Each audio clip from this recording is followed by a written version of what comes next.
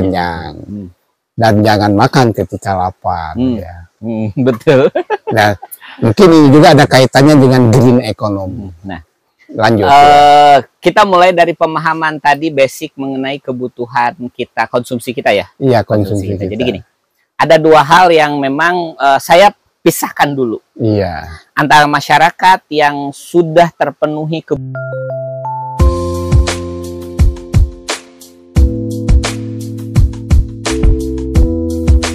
Bismillahirrahmanirrahim. Assalamualaikum warahmatullahi wabarakatuh. Waalaikumsalam warahmatullahi wabarakatuh. Sampurasun. Sampes. Baik, persawan sekalian, kembali ngopi bareng Abah John di lembah sunyi penuh inspirasi, camping ground dan resto Deluwi. Saya kedatangan bintang tamu yang luar biasa ya, biasa keluar. Biasa keluar. Biasa keluar. Nanti beliau memperkenalkan diri siapa beliau, kemudian juga kita berbicara untuk dialog aja, kita santai. Kita sebagai proses pembelajaran untuk berpikir kritis yang berbasis nalar yang logis. Dan kita awali dengan narasi. Narasi itu kalau ada pertukaran ide, bro. Betul. Kalau saya hanya baca aja buku sampai 2 lemari, tapi kalau nggak ada pertukaran ide, itu bukan narasi. Bukan narasi. Tarasi. Iya, tarasi. Karena untuk diri sendiri itu jadiin sambal. Cerdas. Cerdas. Oke, sebelum beliau memperkenalkan diri, kebetulan selamat Hari Jadi Guru hari ini. Selamat Hari Jadi Guru. Ya, Hari Jadi Guru, saya juga ngajar antul. Nah, berbicara Hari Jadi Guru dan berbicara tema yang akan kita bahas saat ini, Kang, rata-rata lama sekolah kita ini masih lulusan sekolah dasar di Garut ini. 6 tahun. Ya. Rata-rata lama sekolah tahun ini 7,84 tahun. Tahun lalu 7,83, berarti naiknya hanya 0,1 tahun. Tidak berbanding lurus dengan kebijakan anggaran untuk dinas pendidikan. Demikian juga indeks pendidikan kita naiknya 0,06. Hanya 0,06. Ya, 2023 ini. Padahal dana yang digelontorkan untuk pendidikan cukup luar biasa. Kemudian harapan lama sekolah 0,01 naiknya. 0,01. Ya, dan sekarang kita berbicara masalah ekonomi atau tadi akan katakan green economy. Itu luar biasa. Kita juga melihat ke PDRB atas dasar harga konstan di Garut ini tahun 2022 kan. Memang penyumbang terbesarnya adalah pertanian. Betul. Tapi kok petaninya nggak sejahtera ya? Nah, ini pertanyaannya, betul. Petaninya nggak sejahtera. Mereka itu merasa untung karena upah kerja mereka nggak dihitung. Nggak dihitung. Kemudian PDRB kita ini di bawah Karawang. Oh. Di bawah Karawang. Juga mohon izin di bawah Majalengka. Majalengka itu tertinggi di Jawa Barat, 6,63. Kemudian Karawang 6,31, serta Kota Cimahi 5,92.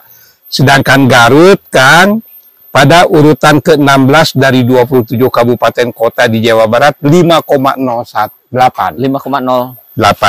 Nah, kemudian pengeluaran kita ini dari penduduk 2.627.220 ini terdiri 1.345.400 laki-laki dan 1.281.820 perempuan penduduk Garut. Kalau nggak percaya hitung sendiri ya. Ya, ini pengeluarannya itu 300.000 hingga 499.999 per bulan. Untung bisa hirup oge. Nah, ini sebuah gambaran bagaimana kita sekarang membahas green economy, ekonomi hijau. Kalau dulu saya di Papua, saya mengenal ada istilah peramu hutan. Hutannya diberdayakan tapi nggak ditebang. Betul. Kemudian ada sebuah kearifan lokal di Jawa Barat, juga dulu tanpa kimia. Betul. Organik. Ya. Tapi subur makmur gemah ripah Lok Jinawi. Oke, bisa kita bahas, tapi jangan lupa tadi kenalkan diri. Tak kenal maka tak sayang. Tak sayang. Nah, malu bertanya sesat dilewi. Mangga. Ngopi dulu Pak Jon. Kita tos dulu. Kita tos dulu. Ngopi dulu. Bismillahirrahmanirrahim.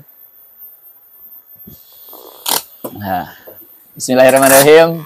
Assalamualaikum warahmatullahi wabarakatuh. Waalaikumsalam. Alhamdulillah kita bisa berkumpul di sini, ketemu di sini. Ini sebenarnya di luar ekspektasi saya. Oh iya. Saya kesini itu terakhir kalau tidak salah sebelum COVID. Kalau tidak salah benar itu. Kalau tidak salah benar sebelum COVID, dan Delewi menjadi salah satu destinasi yang saya pikir perlu dipertimbangkan nih untuk rekan-rekan mencoba memahami bagaimana konsep ekologi, ekonomi yang akan kita diskusikan. Iya. Nah, sebelumnya seperti permintaan Pak Jon tadi, perkenalkan diri dulu ya. Iya. Perkenalkan diri, saya Cecep. Cecep ini kayaknya masih bujang. Nggak ada yang marah di belakang. aman. Kondusif. Silakan Pak Cecep. Saya Cecep Fernanto, owner dari PT Dombify Nusantara Agridaya. Salah satu perusahaan yang bergerak di bidang core bisnisnya sebenarnya adalah peternakan, ya. Tapi kita ada ekosistem di dalamnya, kita sebut sebagai ekosistem Dombify, yang menekankan, yang mencoba mengaplikasikan prinsip green economic juga. Selain itu saya juga di founder dari Holistika Foundation, salah satu yayasan yang bergerak di bidang pelatihan dan pemberdayaan masyarakat di Kabupaten Garut, di beberapa daerah sebenarnya. Banyak melatih mama, spesialisasi tukang ngasuh mama. Gitu seperti itu. Terus kemudian ada beberapa pondok pesantren dulu di program pendampingan One Pesantren One Product yang saya dampingi juga gitu ya. Alhamdulillah sampai sekarang intensitas dengan pondok pesantren masih berjalan, proses kerjasama, kemitraan, diskusi dan segala macam. Nah, ketika berjalan lama, saya basic saya sebenarnya seharusnya menjadi guru sekolah. Ya, karena basic pendidikan saya di Universitas Pendidikan Indonesia. Universitas padahal IKIP. UPI. Iya. Jurusan Cahem Ledeng. Gitu, bahasa Sunda. Bahasa Sunda, ya. Nah, tapi kemudian saya memilih keluar dari zona pendidikan formal. Gitu ya. Dan memilih menjadi pendidik dalam tanda kutip konteks yang lebih luas. Masyarakat gitu. Tadi mama tadi ya. Mama, betul. Tapi kayaknya mama yang hebohnya melebihi ABG. Betul. Curiga tertarik mau gabung? Bisa mama yang bisa dampingi. Ya, bisa sih podcastan ya. Oke, siap. Urusan mama ini. Ada. Mama yang hebohnya melebihi ABG. Urusan abah. Perjalanan memang di 2000 saya semenjak kuliah memang banyak sudah mandiri ya secara ekonomi, artinya sudah tidak tergantung dengan orang tua lah untuk kebutuhan pendidikan dan segala macam. Terus belajar usaha, terjun benar-benar menjadi pengusaha itu di sekitar tahun 2010. Terus 2010 terus berjalan dengan jatuh bangunnya bisnis segala macam. Nah, terus kemudian akhirnya bergerak pada satu pemahaman, ternyata ada sesuatu yang kayaknya selalu bertentangan, Pak Jon, dengan hati nurani. Antara nilai ekonomi yang kita dapat gitu kan, dengan kesesuaian hati nurani kita terhadap lingkungan, alam, ekologi dan segala, termasuk sosial di dalamnya. Nah, ini pertanyaan yang selalu mengusik saya sebenarnya. Ada yang salah kayaknya perjuangan selama ini, rekan-rekan gitu ya. Kalau yang namanya pengusaha sudah pastilah kenal yang namanya jatuh bangun, bangkrut, yang segala macam, hutang. Gitu. Jadi setiap kali saya ketemu sama rekan-rekan pengusaha, tema besar yang selalu dibicarakan adalah Berapa hutang saya sekarang? Tapi wajar karena negara juga utangnya banyak. Gitu. Wajar itu bro. Betul. Jadi kita mencontohkan negara. Tapi pertanyaannya apakah memang harus? Ya walau alam bisa. Apakah memang harus mesti seperti itu? Iya. Ini pertanyaannya. Pertanyaan. Bukan berarti kemudian hutang itu menjadi salah buat saya karena memang yang menghakimi haram halal hutang mah bukan bagian kita ya. Kalau itu mah MUI aja sama ulama-ulama yang lain lah. Saya ulama. Usia lanjut makin gaya. Iya. Memang saya kenal sama Pak Joni itu udah cukup lama. Udah lama ya. Kita juga lama nggak bersua. Biasanya beliau itu di belakang kamera. Sekarang di depan kamera. Jadi keras atau mundur? Terkenal kakolot naku. Lamun cek budak orang mah telat mangkat.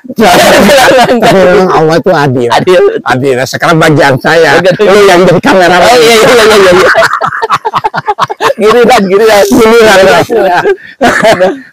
Betul. Nah, jadi satu hal yang memang kemudian jadi pertanyaan besar gitu ya, apakah memang harus selalu gitu ya, berbasis hutang, terus kemudian ngejar pertumbuhan yang begitu cepat gitu kan, sementara pada akhirnya toh yang kita makan segitu-gitu aja, perut kita segini gitu ya, posisinya artinya apa yang kita hasilkan bertahun-tahun kita kumpulkan segala macam tetap aja yang dimakan sapiring gitu. Betul. Seperti itu. Terus setiap hari ya mungkin kalau makan 3 kali sehari ya berarti 3 piring gitulah yang kita makan. Selebihnya ngopi dan segala macam seperti kita lakukan. Pak Jon kuat ngopi sehari berapa gelas Pak Jon? Kuat ngopi kalau saya berapa gelas juga nggak masalah. Yang penting tergantung siapa yang ngasih. Iya.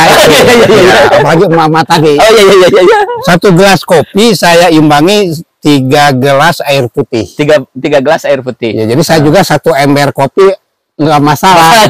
3 ember air putih. Artinya kalau sehari habis 1 ember, kan maksimum kita cuma segitu. Iya. Nggak lebih.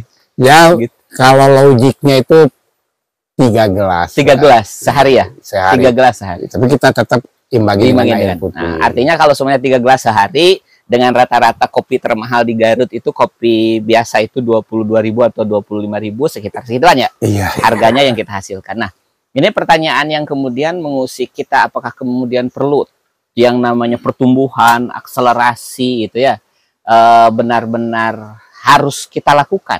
Enggak juga sih. Nah, ini yang kita bahas. Ya, pertumbuhan dan percepatannya juga enggak juga. Betul. Nah, sebelum akan bahas, ini saya ngobrol-ngobrol juga dengan murid Akang nih. Murid Akang juga pintar-pintar. Kata murid Akang, sebenarnya terjadinya eksploitasi di bidang pertanian yang luar biasa ini bisa diawali dari kita tidak taat kepada akidah Islami. Berhentilah makan sebelum kenyang. Betul. Coba Kang atau Bapak lah boleh kita. Akang, AA. Bisa pajarkan seumur sareng Pak Jon disebut gitu. Setiap ada pesta orang nikah, banyak makanan yang terbuat. Betul. Iya kan? Betul.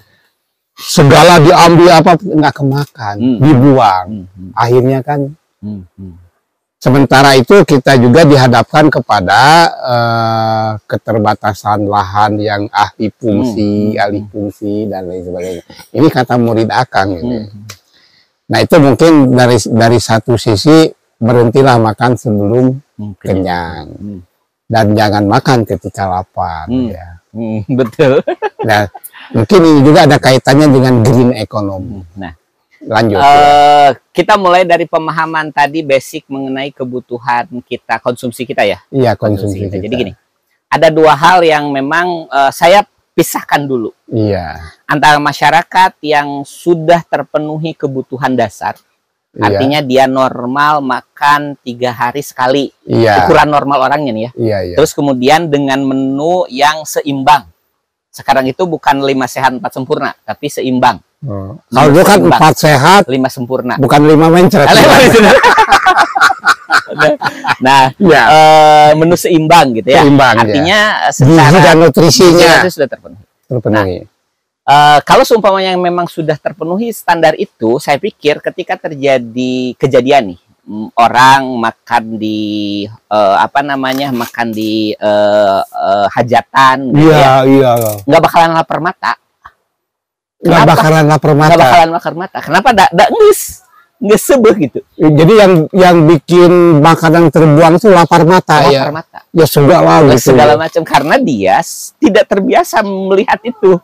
Saat ayah merenan, wah, ayah kabita.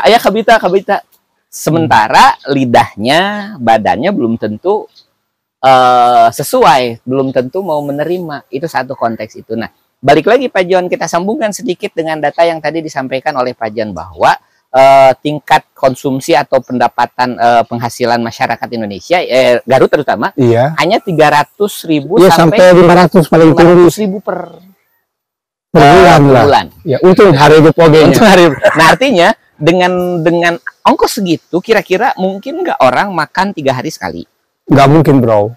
Apalagi dengan menu komplit, menu seimbang tadi. Nah, saat ada peluang-peluang pesta dan segala macam, kan orang akhirnya kamak makan. Iya, perbaikan gizi bahasanya. Padahal belum tentu kan dirinya itu sesuai apa yang dilihat, apa yang dia konsumsi sesuai dengan dirinya. Nah, saya pikir jawaban sederhana itu lebih awal kita pahami dulu tentang konteks tadi gitu kan, membuang sampah, membuang makanan dan segala macam. Jadi hanya mubazir itu hanya kasus aja. Hanya kasus. Hanya kasus ketika memang orang berhadapan dengan sisi kebutuhan dia yang tidak terpenuhi dari hari-hari sebelumnya. Pas begitu ada mak, tapi tetap kan ngarana beteng mah asupna ngecukur sapiring sekali dahan. Iya. Jadi seperti orang berbuka puasa. Jadi akan juga kalau besok jadi pejabat jangan seperti orang berbuka puasa. Bismillah, amin.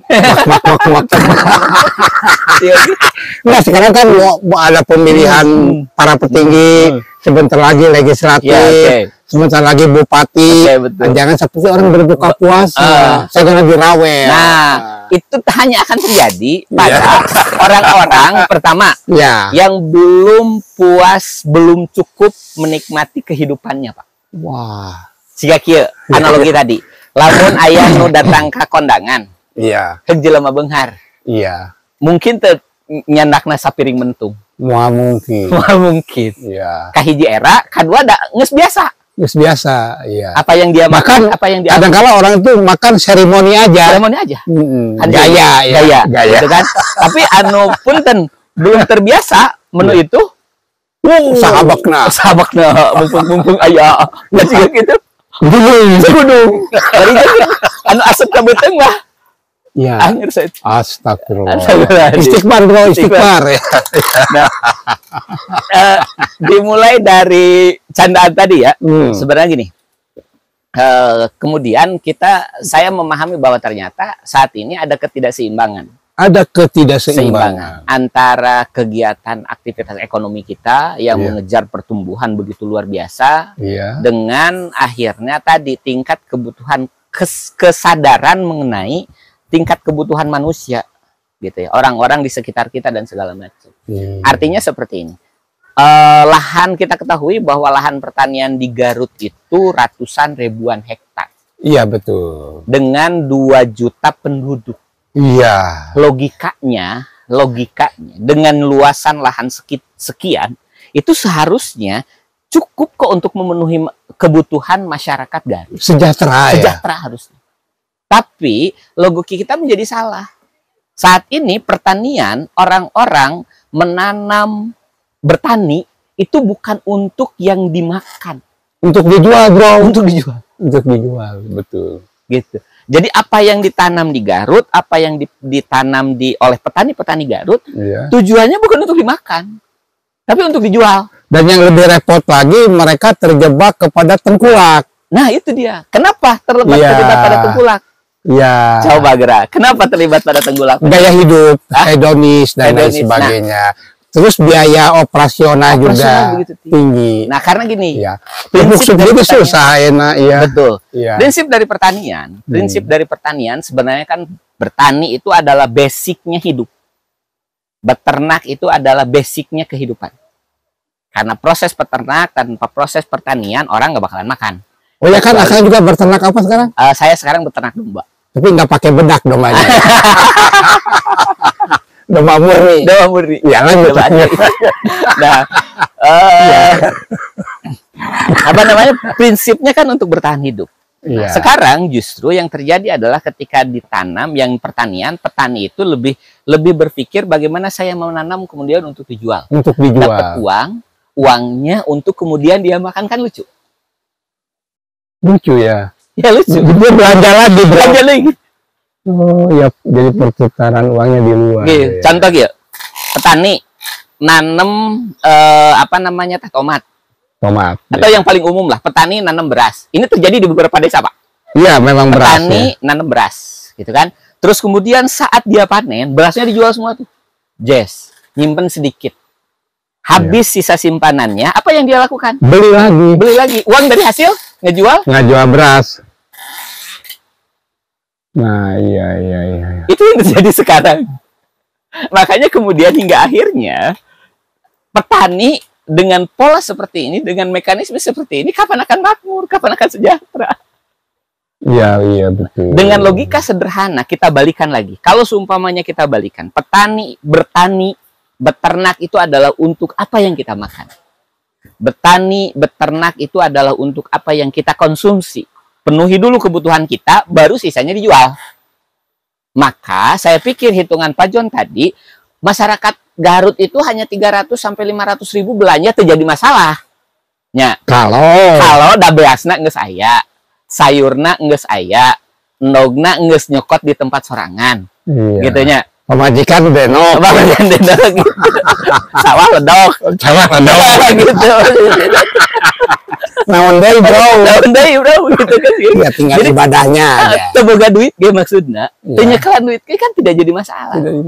Sebenarnya karena kan beras sudah tersedia, bumbu-bumbu dapur sudah tersedia karena memang ditanam. Gitu ya. Untuk kebutuhan proteinnya tersedia karena apa yang diingu. Dirawat, peternakan dan segala macam. Ya, ngangon gitu ya. Artinya sudah tidak ada masalah. Tapi karena orientasi kita menjadi salah, apa yang kita tanam ini mau dijual untuk mendapatkan uang dan uangnya kemudian untuk membeli apa yang akan kita makan, kan jadi lucu. Betul. Nah, saya pikir mengenai ini pemahaman dasar mengenai green economic. Iya. Kita berorientasi pada ini udah berapa SKS nih, udah lama juga. Luar biasa. Iya, bayar mahal ya. Mahal. Podcast ya mahal ya. Kudu namanya tengah download, bayarnya mahal ya. Coba berapa SKS ya, alhamdulillah. Nah, ini saya jadi belajar lagi. Betul. Nah, artinya kan tadi kalau kita coba kembalikan pemahaman kita pada satu konteks hal. Ketika bertani, menanam dan segala macam, tujuannya adalah satu. Apa yang kemudian akan kita konsumsi, apa yang akan kita makan. Selebihnya itu akan kita jual. Nah, kalau gini, skema ini yang dilakukan, saya pikir luasan ribuan hektar lahan pertanian di Garut itu akan cukup memenuhi untuk kebutuhan masyarakat Garut. Dan umumnya pengalaman zaman orang tua kita dulu, meskipun dengan pola demikian dulu ya. Betul. Mereka mudah sekali untuk ibadah haji, untuk umroh. Betul. Nama, aduh hese. Barejang ditipu deh. nah, ditipu. Betul. Lalu kita masukkan kayak gini. Ya. Karena tadi arah kita adalah untuk memenuhi kebutuhan, kebutuhan hidup kita sehari-hari, maka orientasi kita saat menanam itu akan lebih jelas, Pak. Orientasi nate lain kudu loba hasilna, tapi kudu alus. Nah, sababna jang erek didahar kan urang. Kudu berkualitas. Nah, pertanian sekarang kan orientasinya itu harus hasilnya banyak. Nafsu teh. Iya, ada istilah produktivitas. Nah, saat dipaksa akhirnya si tanah gitu ya. Orang harus menghasilkan padi anu lebih banyak dalam rentang waktu tertentu dan segala macam. Iya, 3 bulan sekali, 3-4 bulan. Dulu kan setengah tahun sekali ya. Akhirnya di treatment. Iya. Dibere pupuk teh, dibere naon, overdosis lagi. Nah, pada masa-masa awal, saya ingat itu di tahun sekitar 50-60-an, awal-awal Orde Baru, ketika ayah program apa namanya, intensifikasi gitu kan. Terus swasembada pangan, ya, Mbak Harto itu ya. Ini berhasil. Berhasil memang. Karena kenapa? Saat itu kondisi lahan masih dalam bagus. Bagus. Ya. Tapi ayeuna ya karena kimia terus-menerus, akhirnya semakin rusak. Dan ingat, pola alamiah lingkungan ini seperti ini. Jika kita mentreatment tanah, jika kita mentreatment lingkungan seperti seharusnya alam bekerja, alami, ya. Kita tidak perlu membuat effort yang besar. Ya, contoh ya, ayeuna cai memastikan bahwa kita hanya menggunakan aliran air dari prinsipna cai teh di luhur ke handap. Ya, gravitasi.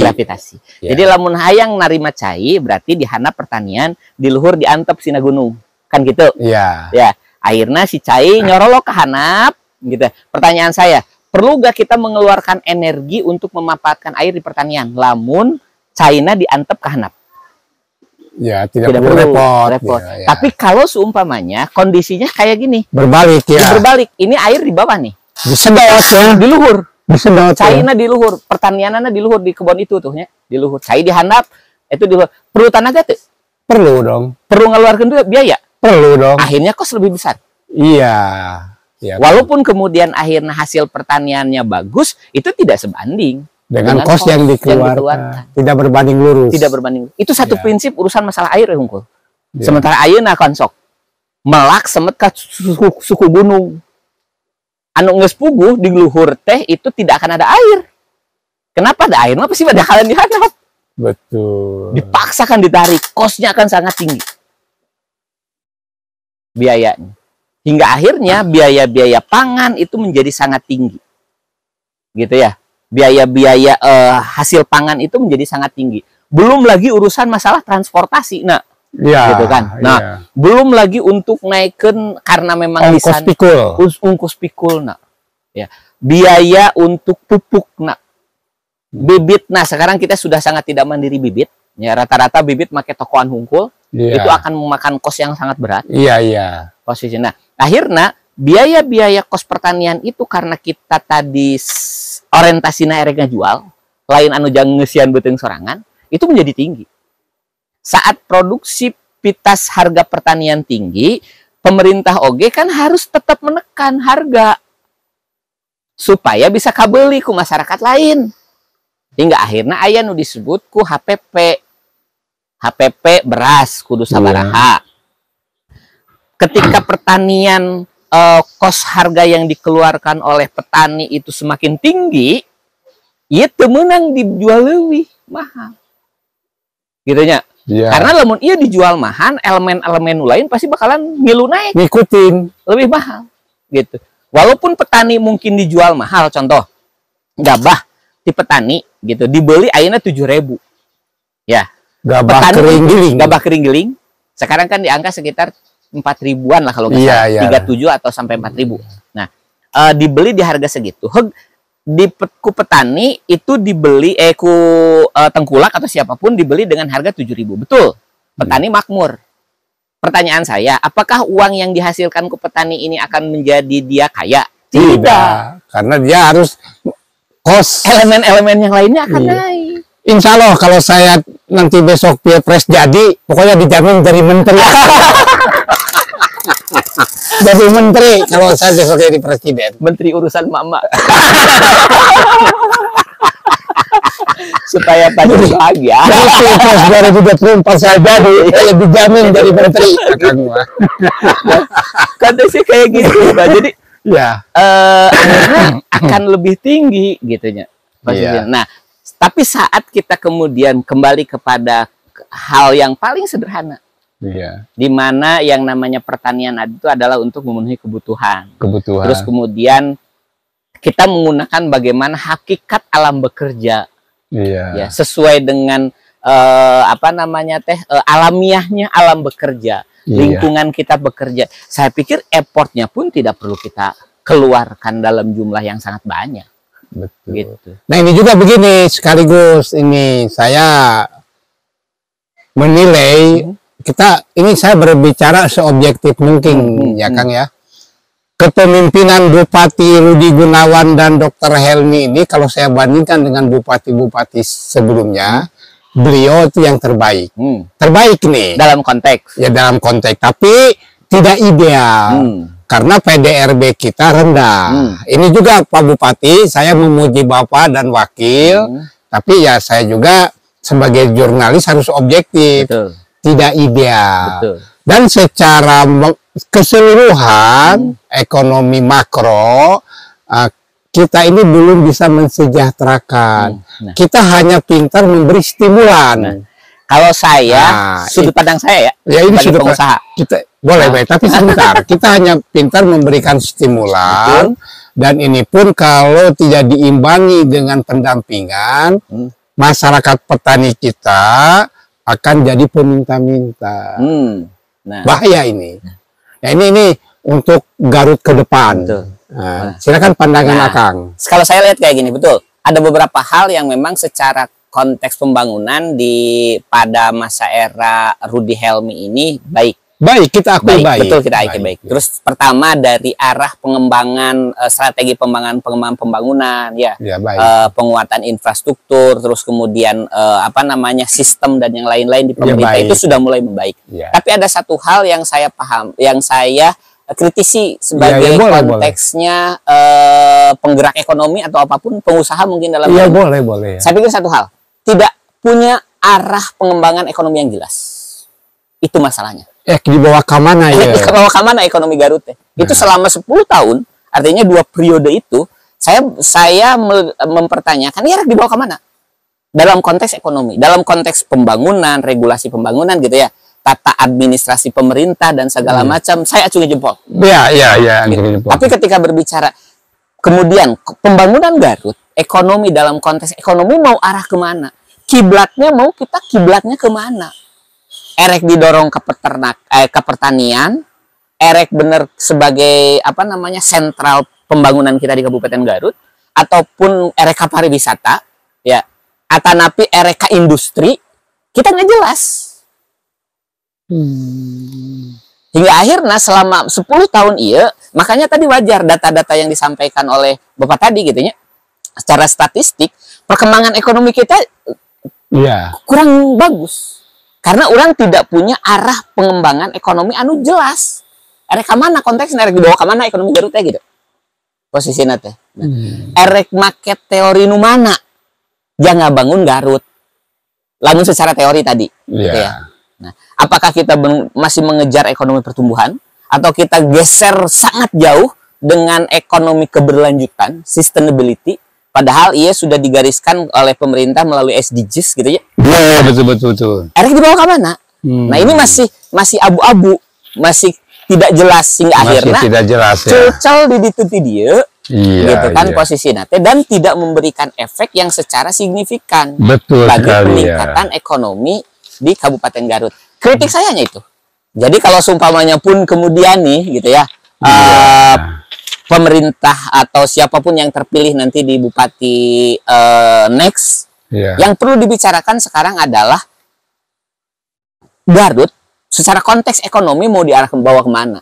Bagaimana strategi? Nah sekarang jadi juga masalahnya, ini menarik ini. Tadi dikemukakan tentang ekonomi keberlanjutan. Ekonomi keberlanjutan. Kebetulan saya sebelumnya prasidang PBB 19 dan 26 September lalu, saya mengikuti, tapi nggak ke sana, mengikuti aja. Betul. Nah ini Sekjen PBB Antonio Guterres ini sehari sebelum sidang umum PBB mengenai itu ya, katakan hanya 15%, ya 15% target tujuan pembangunan keberlanjutan atau TPB. Tadi Sustainable Development Goal tadi sesuai jalur. Betul. Sisanya mandeg bahkan mundur. Dan ngaco. Nah, penyebab utamanya lantaran negara-negara maju lebih banyak berretorika. Betul. Berretorika. Sekarang maaf, Amerika itu udah lama bangkrut, bro. Betul. Betul. Tapi dia cetak uang banyak supaya nggak inflasi, dia jual senjata. Betul. Supaya senjata laku, dia bikin konflik. Gitu. Nah, itu. Nah, sekarang negara-negara maju itu hanya berretorika. Nah, kemudian juga di sini ada yang saya ikutin juga. Yang kaya terus melestarikan sistem lama yang tidak adil itu. Sekarang perbankan itu, maaf ini, ke lembaga-lembaga perbankan, saya amati, sependek pengetahuan saya, hanya mengalokasikan 10% untuk kredit usaha masyarakat. Selebihnya dia kredit pegawai, bahkan jual beli duit, bank itu antar bank. Itu sebabnya dulu saya nggak mau jadi direktur bank. Karena tidak ada yang nawarin. Nah, betul. Silakan lanjut tadi dulu. Nah, ya, jika memang berbicara masalah konteks tadi ya, ekonomi secara global, secara makro gitu ya, bicara tadi memang ceritanya kita akan lebih panjang lagi gitu menyikapi ini. Tapi satu hal, saat arah, jadi gini, apa kemudian yang membedakan antara ekonomi pertumbuhan, teori ekonomi pertumbuhan dengan teori ekonomi keberlanjutan? Iya, keberlanjutan yang lagi tren sekarang, ini mandek. Dan kenapa kemudian ini mandek? Salah satunya adalah satu hal. Ekonomi keberlanjutan ini memfokuskan bagaimana orang per orang itu mampu memiliki nilai ekonomi yang tidak terkendali dalam konteks nilai tukar uang. Berarti nilai tukar uang lebih baik emas ya? Dongengnya jadi bakal rada panjang. Nah, jadi tidak terpengaruh ke urusan masalah nilai tukar uang. Nilai tukar uang. Kalau berbicara konteks ekonomi keberlanjutan, gitu ya, uang itu menjadi nihil. Nggak kelihatan. Nggak kelihatan. Digital berarti. Ya, bukan digital, tapi tidak menjadi penting keberadaan uang. Contoh seperti nah, ayeuna kita memproduksi, ada satu, sebutkanlah kita petani punya 100 tumbak lahan. 100 tumbak lahan. Saat 100 tumbak lahan dan diorientasikan untuk memenuhi kehidupannya sehari-hari. Iya. Ya, beras, apapun untuk kebutuhan karbohidratnya, proteinnya, terus kemudian vitamin dan segala macam di luas 100 tumbak tersebut. Dan dia makan di sana. Terus kemudian bercocok tanam di sana. Pertanyaan saya, apakah kemudian si petani ini masih membutuhkan uang sebagai alat transaksi? Ya tidak. Tidak kan? Ya. Betul ya? Iya, nah, tidak. Arahnya ke sana nanti. Udah terpenuhi. Udah terpenuhi di dalam. Pun demikian saat ini dibuat dalam lingkungan skala kecil rumah petani, arahnya dia didorong ke sana gitu ya. Iya. Nah, akhirnya petani itu sudah bisa memenuhi kebutuhan dasar hidupnya hanya dari usaha pertanian yang dia kelola, bukan untuk kemudian dijual. Satu, kita meluaskan dalam skala desa. Artinya satu desa, kebutuhan atas perputaran uang itu menjadi lebih kecil. Kalau kita tarik lagi dalam tingkat kecamatan, perputaran uang untuk kebutuhan transaksi menggunakan uang itu menjadi lebih kecil. Kalau kita tarik lagi dalam secara kabupaten, gitu ya, artinya perputaran uang yang akan dilakukan ini akan menjadi lebih kecil. Karena masyarakat tidak terjadi perputaran transaksi keuangan. Yang terjadi bisa jadi modelnya itu bakal nggak tuker-tukeran lah. Oh iya. Gitu. Nah, sistem apa dulu itu? Barter. Nah, saat ini terjadi pada sebuah negara, maka ekonomi yang berbasis pada pertumbuhan yang mengandalkan kaki tangannya perbankan, dia tidak akan lagi memiliki power. Dia tidak bisa lagi lembaga perbankan olo-olo ya. Olo-olo. Nah, orang mau perlu nyimpen duit kapan? Iya kan sekarang mah orang perbankan tuh parlente ya. Parlente. Garaya. Ya Garaya. Ya, oke. Nah sekarang kita ciutkan lagi. Ini pesantren tahfidz jadul ulia ini, apakah sudah berapa persen green ekonominya? Kan kebetulan Akang juga sebagai orang pesantren lah. Nah, dan ini bagaimana supaya green economy di Yadul Ulia itu seperti tadi terpenuhi kebutuhan. Betul. Terus saya juga nggak perlu honor lagi karena terus kaya dirinya gitu ya. Iya lain curhat ya. Tuang tinggal tuang. Bobot tinggal kulam nanti. Betul nah. Betul. Aduh garingnya tuh. Canda. Bukan, tapi memang ini benar. Ini benar. Artinya gini, konsepnya kemandirian ekonomi dalam konteks kemandirian ekonomi gitu. Kemudian kita menggunakan prinsip ekonomi hijau tadi adalah bagaimana kita mengoptimalkan potensi lingkungan sekitar. Untuk memenuhi kebutuhan hidup. Tanpa kemudian bergantung kepada luar dan tanpa proses intervensi yang berlebihan terhadap lingkungan. Kita menggunakan etika saat melakukan intervensi terhadap lingkungan. Etika, ya. Nah, maksudnya seperti orang ada beberapa indikator. Pertama, setidaknya ketika masyarakat yang sudah menerapkan prinsip green economic di lingkungannya gitu ya, dipastikan pertama, kebutuhan berapa persen tingkat kebutuhan warga tersebut dipenuhi oleh aktivitas yang memanfaatkan lingkungan sekitar. Jadi contohnya sih kayak beras masih kena meuli kabatur atau geus ku sorangan. Memanfaatkan sistem pertanian yang memang terintegrasi di dalamnya. Ya. Jadi maksudnya sederhanakan gitu. Berapa besar elemen-elemen dari luar masuk untuk memenuhi kebutuhan di dalam dibanding dengan dia mampu mengelola atau menghasilkan kebutuhan untuk dirinya. Bisa jadi contoh, ayeuna jang ninyu kopi geus teu kudu keluar. Ya. Dan boga tangkalna. Ya, gratis sih, segala macam gratis kan gitunya. Beas. Itu kan merah gitu. Beas posisina teh. Geus aya. Keur ngejo mah geus aya. Teu kudu meuli keluar. Iya. Gitu kan. Jang sayur-sayur wae mah sudah ada. Iya. Jang naon namina teh kebutuhan untuk proteinnya terpenuhi. Aya kandang domba, aya kandang hayam. Iya. Nah, ngan arahnya nanti domba ini, hayam ini bukan untuk dijual, tapi untuk memenuhi protein masyarakat di sekitar warga Pondok Pesantren. Amin. Gitu. Jadi mungkin kita juga perlu perubahan ya. Harus ada perubahan. Strategi perubahan yang lebih baik. Amin. Jadi akhirnya akan ngontrolnya kayak gini. Berapa sebenarnya jumlah ayam yang harus kita kelola oleh Pondok Pesantren agar selama 1 tahun kebutuhan protein santri itu terpenuhi tanpa kita beli. Ya. Nah, timbul sekarang pertanyaan dengan perkembangan zaman. Apakah green economy ini dikaitkan dengan teknologi transgenik? Bisa diterima nggak? Misalnya begini, bro. Saya ini nanam lenca. Supaya tanaman lenca ini tidak terlalu banyak.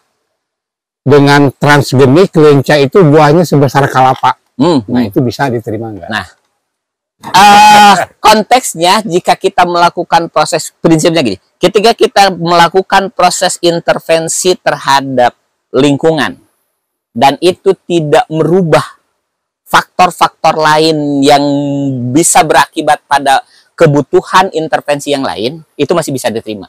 Iya, masih bisa diterima. Contoh kayak gini, ayeuna supaya lenca itu segede tangkal kelapa. Sebesar kelapa. Sebagai kelapa. Nah, sebagai kelapa. Nah, sebesar kelapa lenca. Lenca. Itu kebahanya. Nyambal itu ke biji sih gak. Nah, kebayang saya. Jadi kebayang saya udah lenca gitu. Nah, selama itu kemudian pertama, kita tidak membutuhkan intervensi yang lain. Jadi kudu ditambahan rupa-rupa dan itu akan tergantung keluar. Itu diterima. Iya. Tapi justru sebaliknya, lamun iya yang segede lenca itu sudah keluar dari hakikat alamina. Ya, sudah keluar gitu ya. Tapi otomatis ieu teh urang teh butuh suntikan nutrisi naon, gitu kan? Iya. Pupuk anu berbeda segala macam. Pertanyaan saya, kita tergantung ka no transgenik akan tergantung. Nah, ini sudah di luar konteks. Tapi lamun sumpamana ternyata kita membuat ini secara alamiah dan bisa gede, gitu nya. Alamiah ya. Nah, maksudnya teh tidak perlu intervensi lain yang terlalu besar. Iya. Ugur ini jadi segede kelapa, itu Iya. saya pikir masih sesuai. Iya. Karena prinsip dari green economic adalah pertama memastikan itu apa namanya teh terjadi tanpa proses ketergantungan terhadap lingkungan luar itu lebih tinggi daripada ngebangun kemandirian di apa namanya di dalamnya. Dan sistem yang lain kemudian di sustainability di green economic adalah zero waste. Zero waste. Tanpa ada limbah, sampah. Berarti lagu semangka berdaun Semangka berdaun silih. semangka berdaun silih itu keliru ya. Gitu nah. Pernah saya dengar lagu semangka berdaun silih itu keliru. Nah, kenapa zero waste? Betul. Kenapa kemudian zero waste? Karena elemen-elemen yang namanya sampah itu adalah sisa yang kemudian tidak terpakai. Ya, kan? betul. Tapi kalau seumpamanya hasil sisa makanan manusia dikasih kemudian ke tanah, Ya. jadi unsur pupuk dan segala macam. Oh, sampah menjadi berkah. Itu mah tidak ada sampah. Oh. Kan yang nama sampah itu kan tidak terpakai. Iya. Kan ini kepake sama tanah. Jadi bukan sampah. Bukan Ya? sampah. Yang nama sampah kan tidak terpakai, Pak. Iya. Betul ya? Harus dibuang. Harus dibuang kan kayak gitu. Kan ini mah justru tidak dibuang, dikumpulkan. Ya, berarti bukan sampah. Bukan Ya? sampah. Ini kan sudah menarik. Saya lihat tadi diperlihatkan ada kandang ayam gitu ya. Iya, kandang yang ayam. memanfaatkan limbah dari dapur. Betul. Makanannya. Nah, itu salah satunya. Artinya kan sudah tidak perlu lagi beli pakan untuk ayam. Ayam. Pertanyaan saya, yang dibuang tadi sampah atau bukan? Bukan sebetulnya. Bukan sampah. Bukan Karena kan sampah. masih bermanfaat. Iya, iya, iya. Betul ya? Masih bermanfaat. Nah, makanya di green economy salah satunya di sustainability keberlanjutan itu terpadu sifatnya. Jadi apa yang kemudian kita hasilkan di siklus. Gini, ada tanaman. Ya. Apakah kita nanam nih? Nanam Iya. satu tanaman padi contohnya. Kita nanam satu tanaman padi. Yang kita makan untuk kebutuhan manusia apanya? Bulirnya. Bulir padinya. Yang Iya. kemudian kita sebut sebagai beras. Iya. Itu kan? Itu konsumsi. Nah, ada sisanya dong di sini. Ada. Banyaknya. Banyak. Nah, itu mulai dari namanya Jarami. Iya. terus kemudian oge hasil lah elemen. Nah, Iya. ini ketika kemudian dikembalikan untuk kebutuhan yang lain. Kita olah dikembalikan ke tanah, kita olah digunakan untuk kebutuhan tanaman lagi. Kita olah untuk kebutuhan hewan yang kita pelihara. Iya. Ada sisa limbah tidak? Ada Tidak sampah? ada. Tidak ada. Ya berarti itu keseimbangan alam itu sesuai dengan siklusnya. Dengan siklus Terjadi masalah ketika siklusnya itu terganggu. diganggu. Dan Iya. pertanian modern itu mengganggu siklus itu. Mengganggu siklus. Iya. Ayeuna contoh saperski ayeuna. Pare Iya. disemprot ku pestisida. Sayuran disemprot ku pestisida. Ya. Iya betul. Nah, artinya si daun itu sudah ada pestisida Iya kimia. Yang kita makan adalah bagian bulirnya yang mungkin tidak tersentuh secara langsung oleh pestisida. Terus Iya. sisanya mungkin tidak kita kasih ke hewan. Iya betul. Mungkin tidak Mungkin. ngeska pestisidaan ya. Ya mungkin. Mungkin. Hewannya atau hewannya nggak pakai, hewannya dimakan oleh kita. Nah, gitu. Nah, itu bakalan pakai pasti. Iya. Gitu. Nah, kan siklus itu menjadi terganggu. Mesti terganggu. Nah, contoh Abdi sederhana. Petani kita, masyarakat kita dulu, itu kalau seumpamanya punya ladang, pasti punya domba. Iya. Punya peternakan di rumahnya. Iya. Saat mereka pergi ke ladang, ya, berangkat dari rumah itu bawa kotoran domba. Betul. Buat difermentasi dulu, setelah itu dikasih ke tanah. Ke tanah. Tanah berterima kasih, ya, munculkan tanaman. Di tanaman ini ada dua hal yang bisa dikonsumsi oleh manusia, itu sebagai ucapan terima kasih dari tanah untuk manusia. Dan ada kemudian bagian yang hasil ucapan terima kasih dari tanah untuk hewan. Dibawa, diarit, dipasihkan jang pakan Hewan. hewan. siklus itu tidak terganggu. Ya, artinya ketika harus treatment tanaman tidak perlu biaya, betul ya? Jangan kasih pakan domba oke tekudu biaya. Ya. Jadi siklusnya berjalan.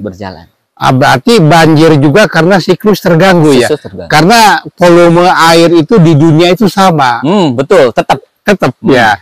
Tapi kenapa terjadi banjir, terjadi longsor karena siklus terganggu. Alih fungsi lahan. Nah, kebetulan kemarin Bupati kita ini Pak Rudi ini dengan para camat ke Hong Kong. Dalam rangka ya mungkin beliau mau perpisahan atau apa. Iya. Tapi saya berharap para camat nih di Kabupaten Garut ke Hong Kong. Di Hong Kong itu kan banyak terasering, banyak bukit-bukit. Tapi nggak pernah longsor ya. Mungkin bisa dijadikan contoh. Nah sekarang saya sarankan kepada Pak Bupati, sekali-sekali ke Amsterdam lah. Supaya Amsterdam itu kan rata-rata 20 meter di bawah laut. Nggak pernah banjir. Hari kita di Cikajang di Cikajang di gunung banjir. Nah itu. Saya menyarankan Pak Bupati kita sekali-kali ke Amsterdam. Nah, saya diajak. Ya saya juga. Iya. Kalau itu mau ayo. Ya. Gitu. Nah, jadi sebenarnya siklus itu yang coba kita bangun gitu, Pak. Nah, fokus. Baik, sebagai kesimpulan mungkin apa? Kesimpulannya sebenarnya kita sedang mencoba, kami pun gitu ya, saya pun sedang mencoba menerapkan green economic sustainability ini di perusahaan kita lah di Dombify. Salah satunya kita sedang berusaha bagaimana kemudian si siklus ini kembalikan kepada ruh alamnya. Salah satunya walaupun kita dalam jumlah yang cukup banyak peternakan kita, tapi kita tidak menanam rumput. Kita menanam apa yang kemudian bisa dikonsumsi oleh orang dan hasilnya akan dikonsumsi oleh domba kita. Dan domba ini lebih sehat daripada sapi. Dan domba ini akan lebih sehat daripada sapi. Kotoran. Kalau domba nggak ada, domba gila, sapi gila ada. Nah, si kotorannya kemudian kita olah, kita kembalikan ke tanah. Tapi domba juga kalau makan selektif ya, bersih. Harusnya seperti itu. Ya kalau sapi kan plastik dimakan. Betul. Nah, kita coba sekarang sedang mengembangkan ekosistem tadi. Ekosistem. Gitu. Jadi kita membuat salah satu ekosistem sehingga target kita adalah bukan bagaimana caranya Dombify ini menjual harga domba atau harga daging domba yang mahal. Tapi harga domba dan daging domba yang murah. Petani-petaninya, peternak-peternaknya tetap kaya. Caranya? Tetap sederhana. Tadi, bukan menekan kos produksi dengan mengembalikan ke siklus alam. Iya. Gitu. Menekan kos produksi dengan mengembalikan kepada siklus alam. Biaya operasional murah. Menjadi murah. Iya. Gitu. Saat operasional murah, HPP lebih rendah, artinya kita bisa menjual lebih murah lagi. Masyarakat sejahtera. Masyarakat bisa menikmati sejahtera. Baik, demikian para tirsawan sekalian, ini sebenarnya masih banyak yang mau digali dari beliau, tapi kami juga dibatasi oleh waktu. Insya Allah kita podcastan kapan-kapan ya Kang. Siap. Ya, kapan-kapan kita podcastan. Saya ngopi bareng Abah John. Terima kasih atas atensi Anda. Mohon maaf tidak bermaksud menggurui. Ini hanya sebagai literasi pertukaran ide. Betul. Pertukaran ide. Kurang lebihnya mohon dimaafkan. Wassalamualaikum warahmatullahi wabarakatuh. Selamat berprestasi.